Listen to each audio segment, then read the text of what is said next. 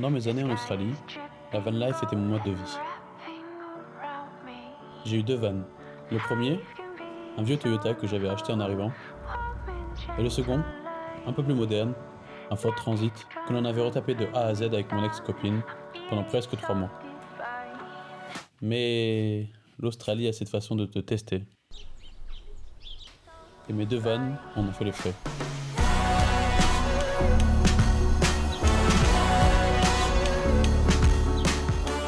La première galère, une nuit, sur une route déserte à plus de 200 km de la ville la plus proche.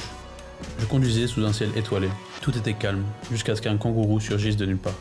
Et là, bam, il a percuté l'avant du van, défonçant la carrosserie. J'étais un peu secoué, sans réseau, sans aucune trace de vie alentour. J'ai passé la nuit dans le van, à essayer de me remettre de mes émotions. Et au petit matin, j'ai réparé ce que je pouvais, et j'ai repris la route. D'ailleurs, je finirai les réparations 3 ans plus tard, de moi-même.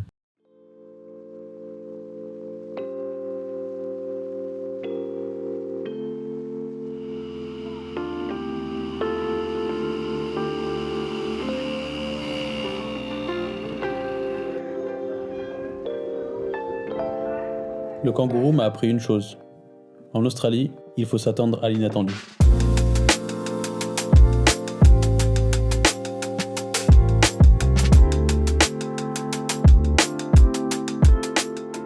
Mais la vraie leçon est venue avec mon deuxième van, en pleine veille de Noël.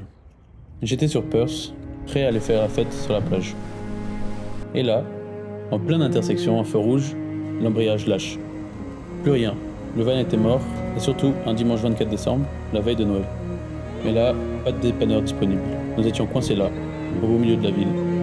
Nous avons passé les 2 nuits à camper, célébrer Noël à notre façon, en écoutant les vagues au loin, me disant que ce Noël-là serait inoubliable.